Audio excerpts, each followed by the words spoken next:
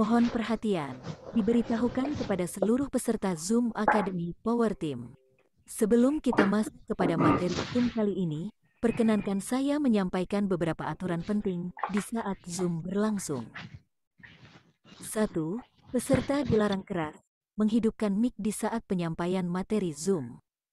2. Bagi kalian yang belum bisa mendengar suara kami, agar bisa mengklik join audio di pojok kiri bawah HP Anda. Lalu pilih Wi-Fi atau data seluler. 3. Bagi yang ingin bertanya, bisa ditulis di kolom chat atau bisa melalui raise hand. Pertanyaan Anda akan dijawab saat penyampaian materi sudah selesai. 4. Berhubung Zoom ini ditampilkan di YouTube streaming Power Team, diharapkan bagi yang open kamera, agar bisa memakai pakaian yang rapi atau pantas. Jangan sampai telanjang dada. 5. Yang tidak kalah pentingnya adalah, jangan sampai lupa, siapkan cemilan dan kopi kalian. Zoom kali ini akan dipimpin oleh top leader Power Team, Mr. Kenzi Crypto dari Batam. Dan akan dipandu oleh host fenomenal, Pak D. Haris dari Bekasi. Serta akan dibantu oleh co-host dari leader Power Team. Sekian dari kami, selanjutnya, Zoom akan kami serahkan sepenuhnya kepada host untuk mengatur jalannya Zoom ini. Waktu dan tempat dipersilahkan. Terima kasih. Oke, demikian pembukaan acara kita dan langsung waktu dan presentasi saya berikan ke Bang Kenzi. Monggo silakan. Oke, terima kasih Pak Haris atas prepare Zoom-nya. Assalamualaikum warahmatullahi wabarakatuh. Waalaikumsalam warahmatullahi wabarakatuh. Ya, selamat malam, salam sejahtera buat kita semua dan tetap semangat kita berada di bisnis yang tepat. Kita ngumpul lagi di Zoom Academy Power Team Indonesia, teman-teman. Selain dari Zoom ini kita juga menyediakan free untuk umum untuk teman-teman Power Team yang mungkin belum bisa menjelaskan apa itu Metaverse, bisa mengundang untuk Zoom free umum setiap malam Senin. Malam ini kita memang melakukan akademi secara rutin, yang mana tujuannya adalah untuk membahas banyak materi yang berhubungan dengan pengembangan Metaverse jangka panjang. Nah, kita sudah meluncurkan banyak materi, mulai dari psikologi, mindset, strategi, kemudian juga kita sudah membahas blockchain teknologi, dan kali ini saya akan membahas materi khusus, yang mana materi ini pastinya adalah sebagai pemahaman untuk pengembangan bisnis Metaverse. Karena pada prinsipnya Metaverse ini adalah hal baru. Ya, ini adalah pola pengembangan bisnis atau sistem generasi network berikutnya. Yang mana ketika banyak orang kecewa di bisnis-bisnis online dan mereka biasanya menyamaratakan tanpa memahami lebih dalam. Nah, di sini saya akan masuk ke materi yang spesial pastinya, dan nanti data ini akan kita record sebagai pemahaman ketika teman-teman menemukan suatu pertanyaan tentang Metaverse dan skema Ponzi. Teman-teman, sebelum saya memulai, beberapa teman-teman Power Team juga mungkin ada yang baru di Akademi malam ini. Selamat datang, saya ucapkan salam kenal, saya Kenzi dari Batam. Ya, kami fokus dalam pengembangan bisnis ini karena kami tahu apa yang kami kerjakan, kita melihat masa depan di luaran sana atau di development sana sedang mengerjakan produk ekosistem yang mana semua yang akan dikerjakan di sini adalah sumber uang. Dengan adanya produk-produk ekosistem yang akan datang, maka terjadi perluasan market secara maksimal. Nah, jadi ini menarik, kita berada di bisnis yang tepat di awal pra-peluncuran, artinya belum sepenuhnya dimulai, kita sudah berada di akademi ini. Nah, di sini saya akan masuk ke sesi materi. Dan sesi materi ini adalah sebagai pembuka kita di Akademi Power Team malam ini pastinya. Teman-teman juga bisa mempertanyakan hal lain di sesi tanya-jawab nantinya. Dan teman-teman juga bisa menyampaikan sesuatu hal yang bermanfaat untuk orang lain dalam hal strategi, motivasi, testimoni, yang mana di sini sebenarnya kita adalah keluarga besar untuk sama-sama mengembangkan Metaverse, membentuk tren bisnis ini di Indonesia agar orang-orang mendapatkan sebuah peluang bisnis nyata. Kalau dulu orang-orang di Indonesia, top-top leader di Indonesia, lebih banyak ditipu oleh proyek-proyek sentral. Saatnya di sini kita mendapatkan sebuah potensi kebebasan di dalam bisnis pemasaran. Desentralisasi adalah kebebasan dan kita mendapatkan itu di Metaverse. Oke, teman-teman, saya akan masuk ke sesi materi. Di sini saya akan menyampaikan sesuai dengan slide yang sudah kita susun. Oke. Oke, monitor Pak Deris. Siap, bagus, sudah. Sip. Oke, sebelum saya masuk ke sesi materi, izin saya akan matikan semua suara agar informasi bisa diterima dengan baik. Teman-teman, selamat datang di Metaverse Power Team Academy. Tema malam ini kita akan membahas apakah skema Ponzi. Apakah Metaverse termasuk dalam skema Ponzi? Oke, materi ini penting karena kita melihat ada beberapa orang yang memanfaatkan Metaverse sebagai ladang uang.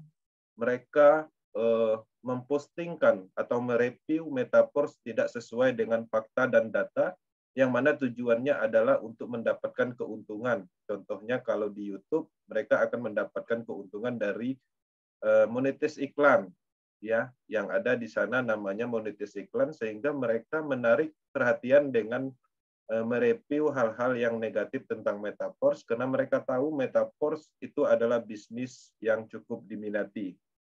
Kemudian juga ada beberapa kasus di website yang sumbernya tidak jelas, mereka juga akan menaikkan traffic dengan mempostingkan Metaverse dengan hal-hal negatif.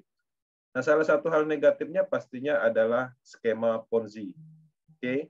Nah, di sini kita akan penekanannya di informasi atau pemahaman tentang skema Ponzi. Teman-teman harus paham apa itu skema Ponzi, dan ketika ada yang menyatakan Metaverse skema Ponzi, artinya teman-teman mempunyai jawaban yang tepat sesuai fakta dan data. Oke. Tujuan akademi pastinya kita memahami secara penuh skema Ponzi, dan di sini juga saya menyisipkan apa itu piramida sistem dan mengetahui perbedaannya dengan Metaverse. Oke. Metaverse dengan skema Ponzi akan kelihatan secara perbedaan, dan di sini juga saya akan menyampaikan materi sesuai dengan urutannya. Dan teman-teman, Akademi Power Team telah diluncurkan beberapa materi, dan kita juga sudah pernah menyampaikan informasi dasar-dasar komponen teknologinya, kemudian pemasaran bisnis Metaverse itu sendiri, kemudian perbedaan konsep lama dan konsep generasi network berikutnya yaitu Metaverse, kemudian menemukan logika Metaverse, kemudian juga kami sudah menyampaikan materi apa yang harus teman-teman lakukan ketika sudah bergabung di Metaverse. Dan itu adalah ilmu berdasarkan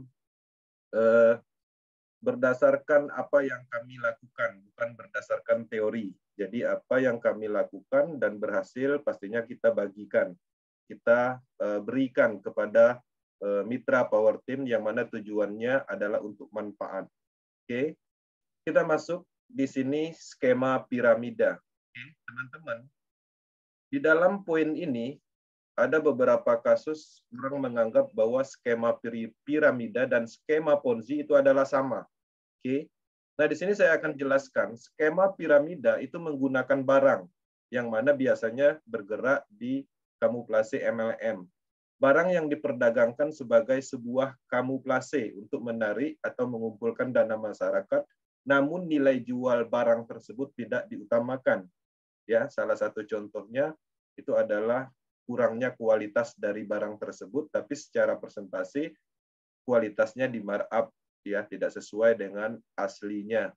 Kemudian juga secara harga itu biasanya mereka memberi harga yang sangat tinggi untuk produk-produk tersebut, dan biasanya produk yang dijalankan dengan skema piramida itu biasanya produknya aneh.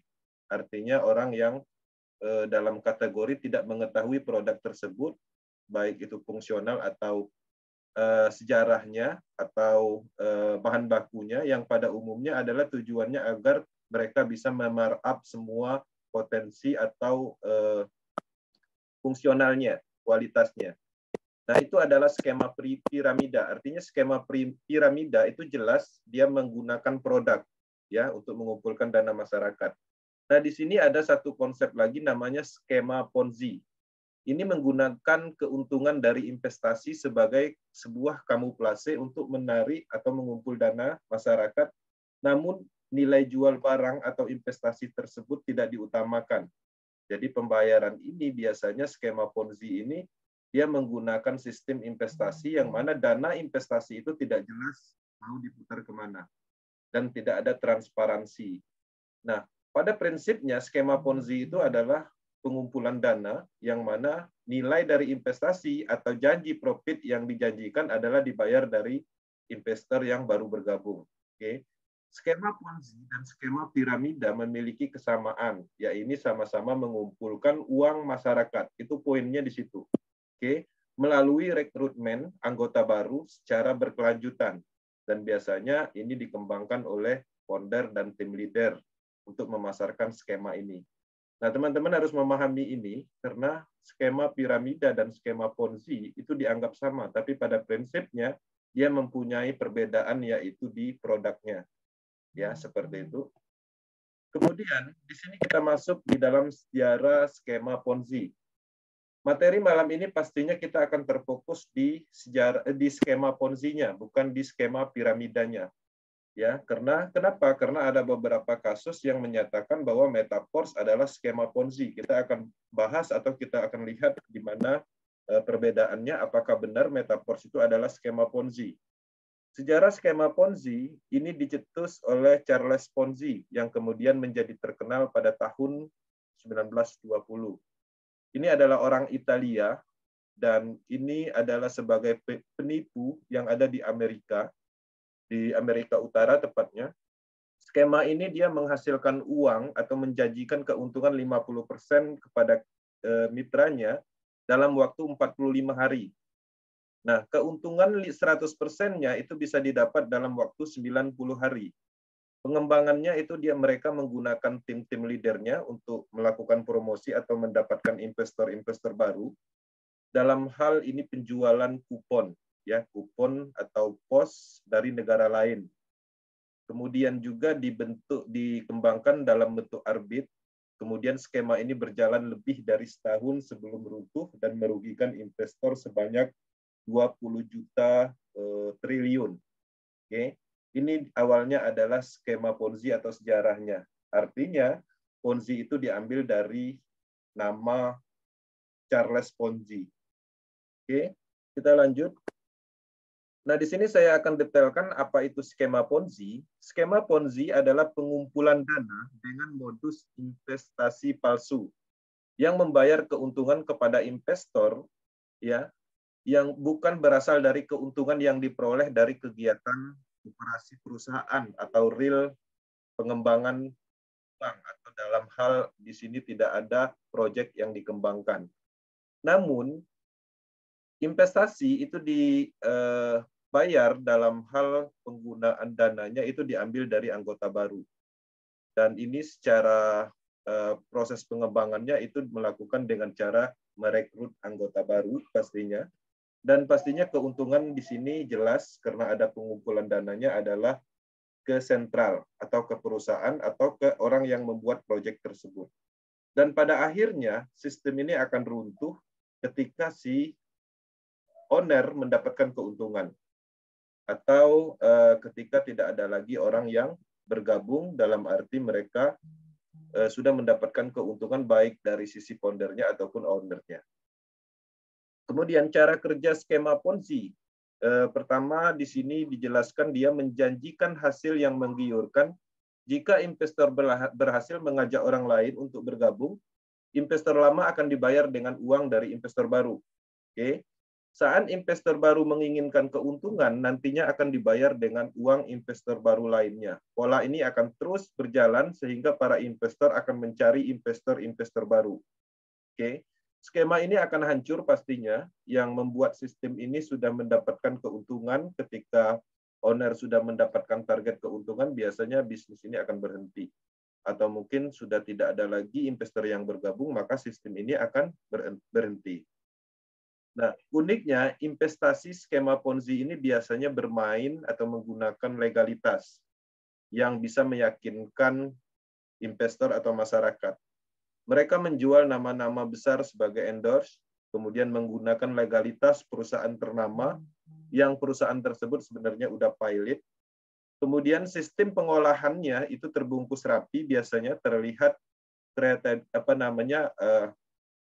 penjualan atau secara visualnya mereka mengadakan pertemuan-pertemuan yang high class seperti di perhotelan dan lain-lain. Oke. Nah, pengembangan bisnis investasi atau skema Ponzi itu biasanya bergerak di saham, ya. Kemudian perhotelan, robot trading, kripto, perkebunan, dalam hal arisan misalnya donasi dan lain-lain. Nah, jadi teman-teman, skema Ponzi ini sudah sering terjadi di Indonesia dan kita pun pernah mengalaminya dan pernah memahaminya. Dalam hal bahkan kita pernah menjadi korban. Oke. Nah, di sini saya akan jelaskan bahwa ada tanda-tanda skema Ponzi yang mana di sini ada beberapa poin secara garis besar. Pertama, skema Ponzi ini pastinya menjanjikan profit yang tinggi, ya, dan resiko yang rendah, dan biasanya mereka menjual mimpi, ya, misalnya tidur dapat duit seperti itu. Kemudian beberapa impian yang biasanya dijanjikan atau diimpikan supaya orang bisa memasukkan dana atau orang tergoda untuk masuk ke plan investasi skema Ponzi. Biasanya juga profitnya tidak sesuai dengan standar perbankan atau pakar ekonomi analisis. Jadi biasanya skema ini berjalan di atas rata-rata investasi yang sifatnya legalitasnya jelas. Kemudian juga strategi investasi ini itu biasanya dirahasiakan dalam hal putaran dananya dan dijelaskan dengan pola yang sangat rumit. Oke.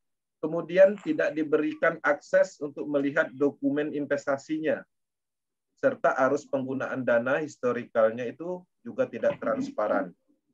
Kemudian di sini juga ketika pengembangan bisnis Ponzi ini, pada akhirnya teman-teman akan sulit menarik dana dan pastinya di sini ada proses yang namanya withdraw. Pengumpulan dana itu juga ada di skema ini, pastinya itu adalah ciri-ciri atau tanda-tandanya, dan pengumpulan dana itu sendiri itu masuknya ke rekening terpusat atau sentral dengan pola pengembangan yaitu menggunakan pemasaran MLM, biasanya menggunakan sistem binari atau matahari. Oke. Nah, di sini ada contoh kasus skema Ponzi terbesar dalam sejarah. Di sini ada Bernard Madoff, legenda skema Ponzi terbesar dalam sejarah Amerika Serikat. Oke, kita lihat ciri-cirinya bahwa skema Ponzi yang dijalankan oleh Bernard Madoff ini, dia menggunakan skema Ponzi yang dilakukan dengan mengambil uang investasi dari investor lalu diberikan kepada investor lain. Polanya seperti itu. Dia juga mencari dana milik investor dan ribuan investor dari perusahaan-perusahaan termasuk badan amal. Dan ini mengumpulkan dana sebesar 7 miliar USD atau sekitar 100 triliun. Nah, ini adalah sejarah di dalam skema Ponzi terbesar di dunia. Nah, teman-teman bisa melihat bahwa ada komponen penting, artinya di sini jelas ada pengumpulan dananya dan menguntungkan si Bernard Madoff ini. Dan Bernard Madoff ini juga mempunyai banyak kekayaan, baik itu villa mewah dan kapal pesiar dari hasil pengembangan Ponzi-nya. Oke. Kemudian ada contoh kasus skema Ponzi yang ada di Indonesia, dan ini berasal dari Rusia juga, dan ini sangat berkembang pada eranya di Indonesia, yaitu MM Global, ya, manusia membantu manusia. Nah, ini dikembangkan oleh Maprodi yang merupakan pengembang investasi dengan sistem donasi menggunakan skema piramida, mirip sistem yang dipakai oleh bisnis multilevel marketing. Nah, di sini juga pastinya ada profit 30%, yang mana profit itu akan dibayarkan secara sistem PHGH. Oke. Si Maprodi hanya membuat suatu sistem untuk perintah transfer PHGH atau bantu-membantu. Nah, tapi di sisi lain, sentral data atau pengaturan program itu bisa dilakukan oleh Maprodi, sehingga dia mempunyai banyak address wallet, dia mempunyai banyak nomor rekening, dan semua program diarahkan di rekeningnya, sehingga dia mendapatkan keuntungan maksimal dalam hal memainkan program dari sistem yang dia buat. Nah, kita bisa melihat artinya di sini juga ada pengumpulan dana yang memungkinkan programnya diatur oleh Maprodi atau orang yang mempunyai proyek. Ini adalah skema yang cukup booming pada waktu itu, dan mungkin di antara mitra kita ada yang mendapatkan atau mengikuti program ini dan pasti paham apa itu MM, ya, MM Global. Kemudian di sini juga saya menyampaikan contoh kasus skema Ponzi Dream for Freedom, dan ini baru-baru dan beberapa tahun yang lalu. Sistem ini menghimpun dana masyarakat hingga 3, triliun rupiah dengan sistemnya donasi sama seperti MM Global, dengan menjanjikan bonus sponsor, bonus pasangan, bonus kedalaman level. Ya, owner yang punya proyek mendapatkan keuntungan di sini, mendapatkan keuntungan dari PIN aktivasi. Oke, karena dia adalah sistem donasi, sehingga tidak ada pengumpulan dana langsung, hanya memerintahkan proses transfer. Tapi di sisi lain kita bisa melihat sistem ini sentral dan gampang dikendalikan atau diperintahkan atau dirubah programnya. Sehingga Dream for Freedom ini juga mempunyai beberapa kali ganti plan, ya, dan pada akhirnya membuat nama atau menggantikan namanya Nesia. Dan di sini juga ada pendapatan dan keuntungan dari penjualan PIN, yang mana itu adalah pengumpulan dana.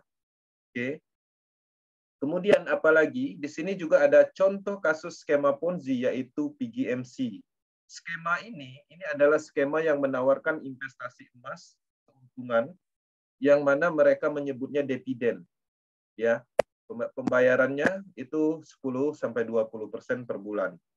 Perusahaan investasi dengan menerapkan skema yang beroperasi di Indonesia menerapkan skema mining, ya. Kemudian juga di sini mereka trading dalam hal emas. Nah, setiap para investor selalu dilakukan pertemuan di hotel-hotel berbintang, dan banyak sekali masyarakat yang ikut pada saat itu dan menjadi korban. Oke. Kemudian kita lanjut. Nah, dari kesimpulan di atas, kita bisa melihat bahwa apa yang kita sampaikan, apa itu Ponzi, artinya jelas Ponzi itu bergerak di investasi dan menjanjikan profit, dan beberapa contoh kasus yang mungkin teman-teman juga mengenal dari proyek-proyek tersebut. Dari penjelasan dan contoh di atas tidak ditemukan beberapa poin penting, ditemukan beberapa poin penting. Pertama, pengumpulan dana. Yang kedua, kontrol sistem server datanya terpusat. Yang ketiga, tidak transparan. Yang keempat, investasi dan janji profit. Yang kelima, ada pihak ketiga atau perusahaan atau owner yang terlibat. Kemudian tidak ada produk yang ditawarkan, hanya profit investasi. Kemudian pastinya konsep itu adalah perencanaan penipuan. Oke. Kemudian kita lanjut di sini. Metaverse tidak memiliki satu kesamaan dengan skema Ponzi. Nah, ini perlu teman-teman sadari atau pahami. Skema Ponzi adalah operasi penipuan terencana yang memiliki hasil yang jelas atau janji profit tadi. Ini adalah gelembung atau bubble yang pasti akan pecah karena beberapa alasan. Pertama, skema Ponzi itu peserta lama dibayar dengan sebagian uang dari peserta baru. Di sini sebagian uang karena dananya tidak semuanya langsung dibayar karena ada pengumpulan dananya. Kemudian kedua, skema Ponzi selalu terpusat sifatnya. Setiap piramida memiliki operator atau memiliki admin yang dapat menekan tombol untuk menghentikan pembayaran dan mengklaim semua uang dan mengatur sistemnya atau merubah sistemnya. Setelah itu terjadi, pastinya piramida selesai. Oke. Kemudian di sini, apakah PORS mempunyai produk? Nah, di sini tentu saja selain level program itu sendiri yang merupakan aset digital yang dapat diperoleh satu kali dan dijual kembali dalam jumlah tak terbatas, itu ada produk berwujud fisik dan digital lainnya yang akan diterima peserta setelah level diaktifkan. yaitu ke depannya kita akan mendapatkan CryptoPorts, kemudian NFT, kemudian SFC token yang sudah ada saat ini, kemudian SFCR, kemudian kita juga bisa mengakses Metaverse, kemudian Marketplace, Staking Program, game blockchain, dan banyak lagi. Artinya, apa yang kita transaksikan, Matrix Level Program itu mempunyai fungsional yang jelas. Dan ketika kita membeli level program itu seutuhnya itu adalah produk yang kita beli karena sudah terlepas dari kontrol sentral itu sendiri. Oke. Kemudian, apakah peserta lama mendapatkan uang dari peserta baru sesuai dengan pola konsep yang ada di Ponzi investasi? Nah, di sini jawabannya tidak. Jika Anda tidak melakukan apa-apa dan hanya duduk menunggu, penghasilan Anda tidak dijamin walaupun memungkinkan. Jadi tidak ada janji-janji di sini. Keberhasilan setiap orang pastinya tergantung dari mereka sendiri. Metaverse akan tetap stabil meski peserta terus bertambah dalam waktu dan skalanya cukup besar ke depannya. Jadi di sini juga tidak ditemukan beban karena tidak ada pengumpulan dana. Pada prinsipnya, Metaverse ini adalah pemasaran, logika pemasaran. Oke, pemasaran langsung. Kemudian kesimpulan, Force sepenuhnya terdesentralisasi, tidak memiliki administrator yang dapat memutuskan atau menutup proyek. Oke.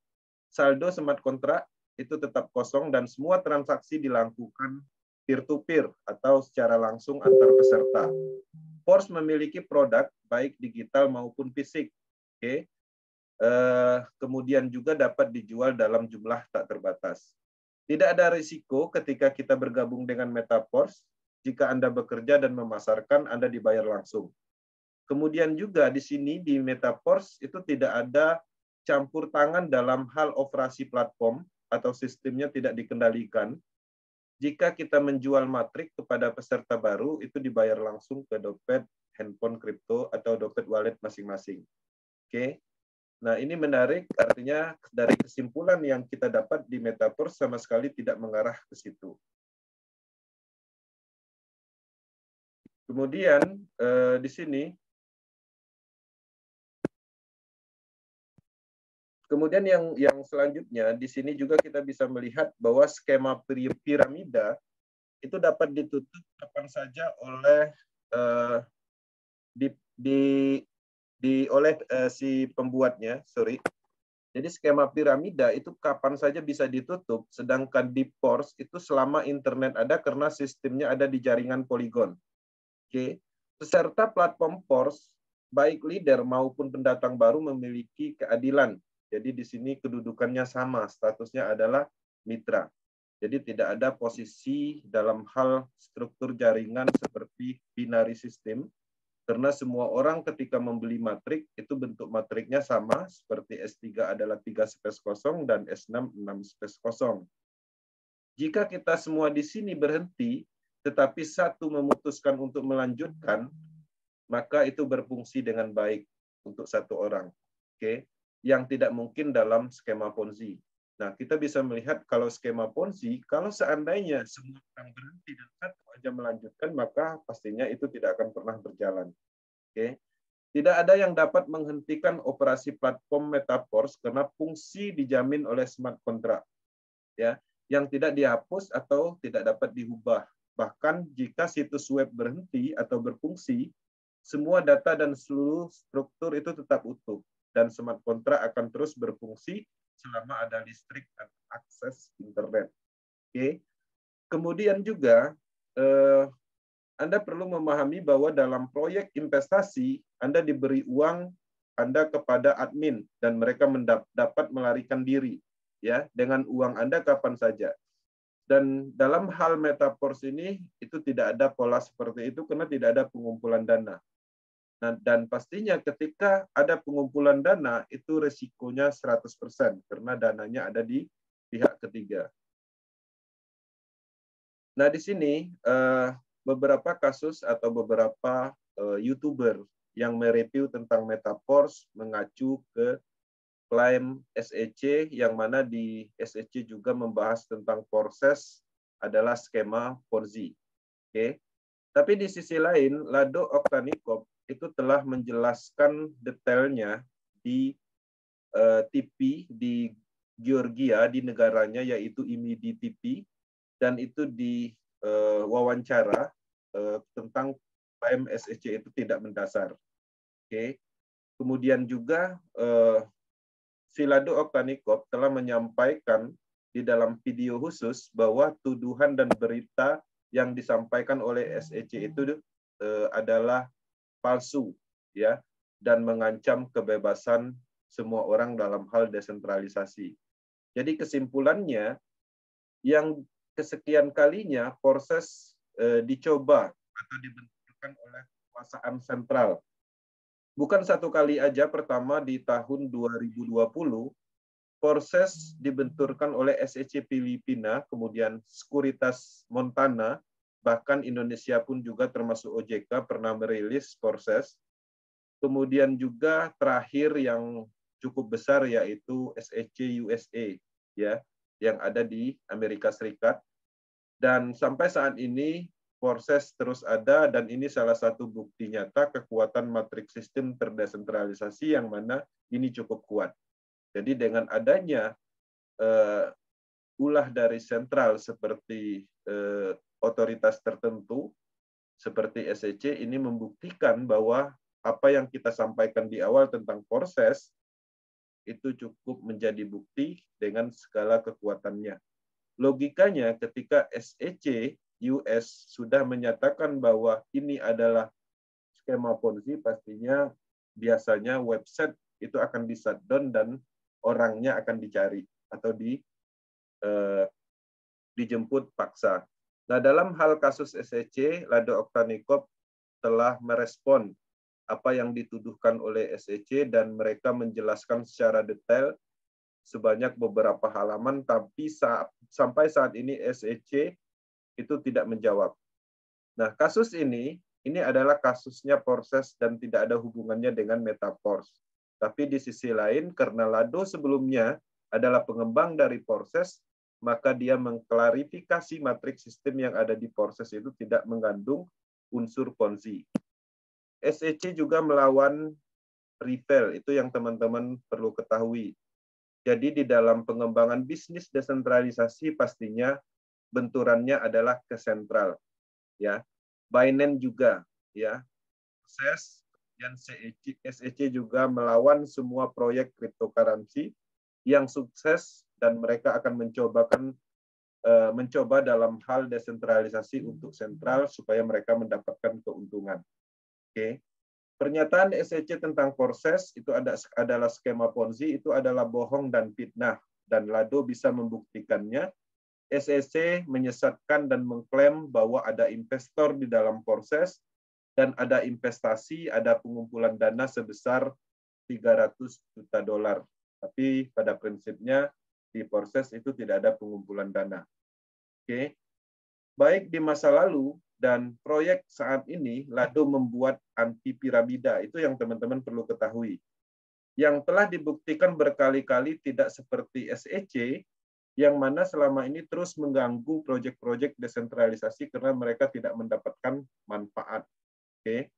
Nah, di sisi lain, di sini kita melihat SEC tidak peduli dengan penipuan banyaknya skema-skema piramida yang ada di dunia ini. Mereka malah menargetkan perusahaan-perusahaan besar yang bergerak jauh dari Ponzi, yang mana proyek-proyek desentralisasi. Nah, menariknya di Akademi Proses, di akademinya Metaforce, kita juga mengajari tentang Ponzi. Kita juga mengajari bagaimana cara menghindari skema-skema Ponzi. Bahwa kita bisa melihat bahwa proses Metaforce sebenarnya tindakannya lebih nyata dalam hal memberantas Ponzi. Oke. Nah, di dalam video di atas itu adalah pembahasan proses dan SEC US yang tidak ada kaitannya dengan Metaforce. Tapi dalam video tersebut juga ikut menyampaikan tentang proyek Metaforce yang ada di IMIDI TV, yang mana kita melihat itu adalah cara promosi yang luar biasa untuk pengembangan Metaforce. Nah, jadi ini menarik ketika proses disentuh atau diganggu oleh SEC, Lado Oktanikop juga melawan dengan pembuktian data, dan sampai saat ini SEC tidak membalas, seperti sama kasus SEC Montana pada saat itu pernah merilis bahwa proses itu Ponzi, dan sampai saat ini tidak ada respon sama sekali ketika dibalas oleh Lado Oktanikop by data. Oke. Nah, poin penting tentang vonis seseorang atau otoritas tertentu untuk metaverse, bahwa mereka biasanya menyatakan metaverse adalah skema Ponzi. Teman-teman harus siap dengan kondisi seperti itu, artinya pemahaman kita tentang Ponzi pastinya lebih maksimal, kemudian kita juga tahu apa itu metaverse secara detail. Ketika teman-teman menemukan ya vonis tentang metaverse adalah skema Ponzi, itu ada beberapa kemungkinan. Pertama, jika teman-teman menemukan channel YouTube yang membahas tentang metaverse adalah Ponzi, manfaat besarnya metaverse, mereka memanfaatkan besarnya metaverse untuk mendapatkan view, agar mendapatkan uang dari monetisasi iklan. Itu pasti. Kita bisa melihat beberapa review video yang mana mereka adalah YouTuber, dan pada penjelasan mereka menjelaskan bahwa metaverse adalah investasi. Mereka menjelaskan atau membandingkan metaverse dengan proyek-proyek Ponzi sebelumnya, yang mana proyek sebelumnya itu adalah proyek investasi, yang mana ada pengumpulan dananya. Nah, jadi apa yang mereka sampaikan itu sama sekali tidak beralasan dan tidak sesuai dengan fakta dan data, yang mana kita pahami metaverse tidak ada pengumpulan dananya. Metaverse bukan investasi. Oke, metaverse adalah bisnis pemasaran sah. Orang kemudian yang kedua, orang tersebut itu biasanya tidak mengerti tentang Ponzi dan sistem serta teknologi yang ada di metaverse. Itu biasanya orang akan memvonis, ya, artinya mereka hanya menyampaikan kalimat kosong dan bahkan mereka tidak mengerti apa itu Ponzi. Kemudian yang ketiga, orang tersebut mengalami trauma masa lalu karena proyek Ponzi, sehingga menganggap peluang yang ada adalah scam dan penipuan. Jadi mereka menyamaratakan karena masa lalunya pernah mereka mengikuti Ponzi dan merugi, dan pada akhirnya ada sebuah peluang generasi bisnis berikutnya seperti metaverse dengan segala kekuatan teknologinya, mereka anggap itu sama. Oke. Yang keempat, itu biasanya orang tersebut sengaja memberikan informasi yang salah karena mereka tidak ingin kita sukses. Itu adalah hal-hal yang sering kita temukan, karena pada prinsipnya banyak orang yang akan melemahkan kita ketika kita mempunyai potensi, ketika kita mulai kelihatan ingin mendapatkan peluang besar. Beberapa kasus ini sering terjadi. Orang akan melemahkan kita, dan pada saat orang menyampaikan atau melemahkan kita, kita juga tidak memahami apa itu Ponzi, dan kita juga belum paham apa itu metaverse. Kemudian yang kelima, melihat sumber informasi dari otoritas sentral yang mempunyai masalah dengan pesaing bisnis sentral serta pemasukan pajak.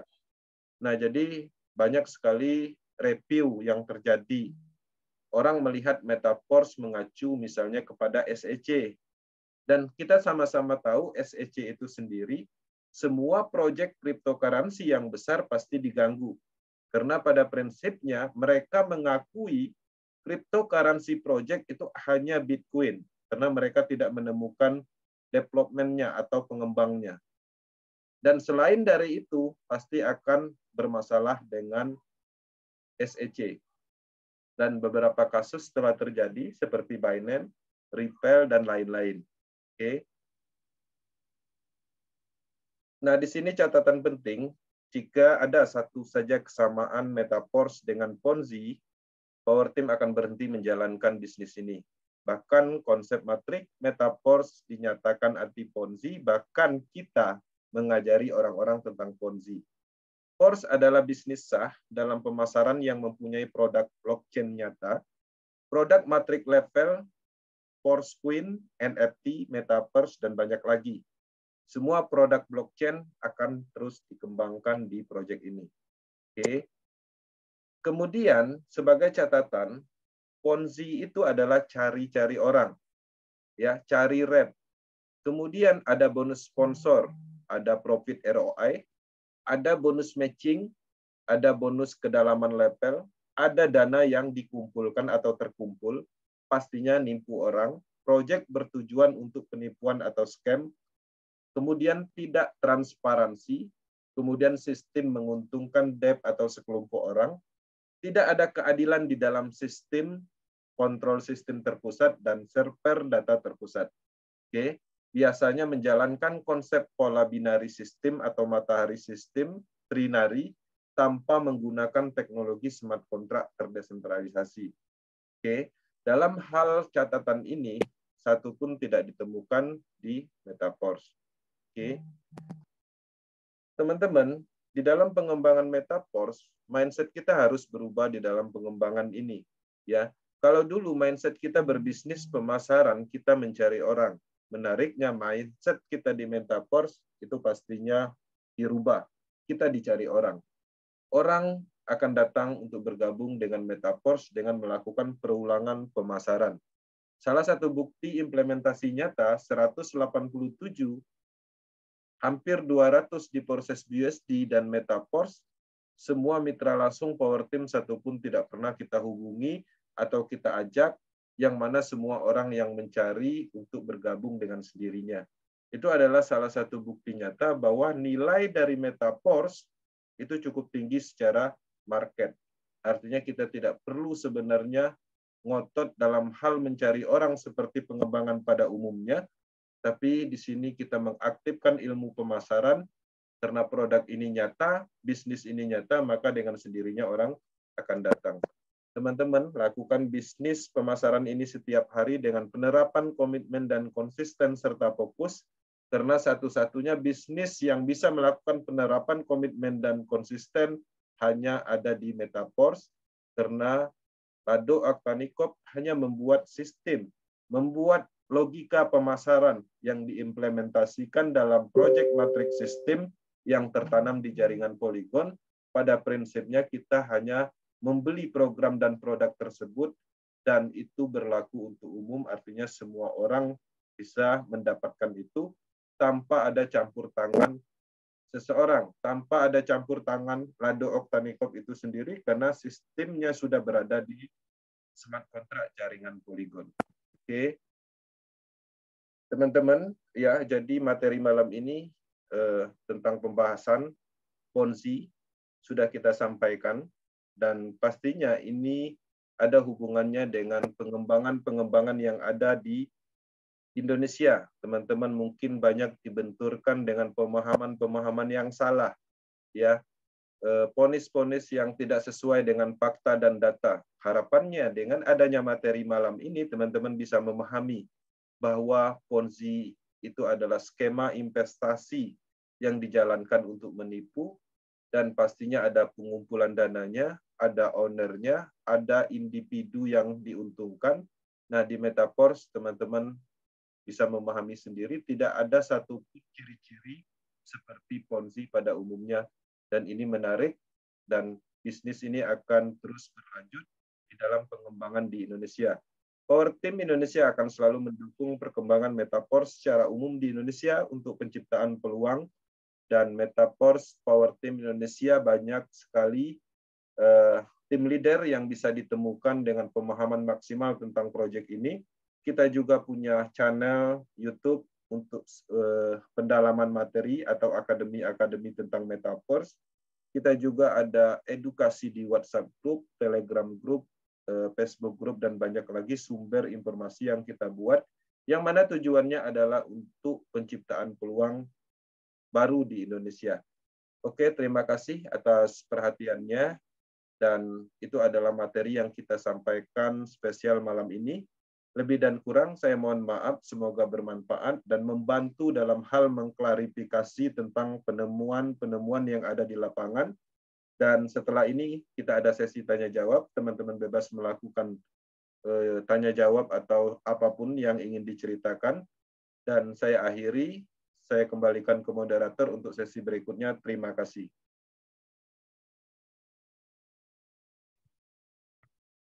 Oke, terima kasih Bang Ansy atas presentasinya pada Malam hari ini kita membahas soal ponzi dan piramid, anti piramid ya. Jadi sekilas banyak orang menganggap apa yang sedang kita kerjakan ini adalah ponzi ataupun piramid. Namun dengan data, dengan perbandingan, dengan komparasi dari yang tadi disampaikan Bang Kenzi, harusnya kita pelan-pelan mulai bisa membedakan dan kita harusnya bisa menjawab apa yang persepsi salah tentang ponzi atau piramid yang sedang kita kerjakan, ciri-cirinya, dan tadi saya sampaikan juga secara broadcast untuk bisa men-capture presentasi Bang Kenzi. Nanti akan kita berikan file PDF-nya untuk bisa dipelajari dan dipahami untuk dibagikan ke siapapun yang menyudutkan atau menuduh bahwa Metaverse adalah bisnis ponzi atau piramid. Pada dasarnya memang dimanapun bisnis pasti membutuhkan orang.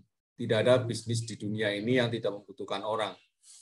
Ketika kita membutuhkan orang dengan cara menyampaikan, banyak orang menganggap kesannya seperti kita bisnis ajak mengajak ya, atau bisnis mempengaruhi. Padahal banyak sekali pekerjaan kita yang pada prinsipnya juga pasti akan mengajak orang atau mempengaruhi orang untuk membeli produk kita, atau kita bekerja pada orang untuk mendapatkan penghasilan. Oke, Bapak Ibu sekalian, silakan dari yang ada yang bertanya atau mungkin bercerita tentang pengalamannya sebelum di Force atau Forsas yang punya pengalaman, baik pengalaman yang menyenangkan atau tidak menyenangkan, tentang bisnis sejenis ponzi atau bisa dikatakan bisnis piramid atau ponzi. Silakan kita sharing di sini, tidak apa-apa. Karena mungkin ada yang masih malu bahwa Bapak Ibu sekalian memang dulu pernah menjalankan ponzi ataupun piramid, namun dengan bertemunya dengan Force pastinya lebih membukakan mata pikiran Bapak Ibu sekalian tentang ternyata memang tidak sama apa antara yang kita sedang kerjakan dengan bisnis sebelumnya. Saya yakin dari sebagian besar dari teman-teman di sini sudah pernah menjalankan bisnis network marketing yang ujung-ujungnya itu adalah scam, karena memang dasar dari bisnis yang diciptakan itu adalah ponzi atau piramid. Silakan Bapak Ibu sekalian bercerita, tidak apa-apa, berbagi cerita supaya kita di sini sama-sama satu frekuensi, satu rasa atau satu pengalaman. Tidak hanya Bapak Ibu sekalian, Bang Kenzi itu rajanya network marketing yang dulu-dulunya juga sama ponzi, tetapi dengan bertemunya dengan Force akhirnya mempunyai sebuah kesimpulan besar bahwa ini yang dicari selama ini. Karena jiwa kita adalah network marketing, bisnis ini adalah disampaikan dengan orang lain. Oleh karena itu, pastinya Force ini adalah pilihan terakhir dan terbaik saat ini yang perlu kita pertahankan, perlu kita perjuangkan, dan perlu kita sampaikan ke siapapun, baik yang pernah menjalankan ponzi atau tidak, sampaikan saja. Siapa tahu mereka-mereka itu juga sebetulnya sedang mencari bisnis network marketing yang tidak ponzi, bisnis marketing yang tidak piramid ya. Nah, Force itu adalah jawabannya. Oke, Bapak Ibu sekalian, sudah saya buka mic-nya, silakan bertanya atau bercerita tentang pengalamannya di sini. Bercerita aja seperti yang lain.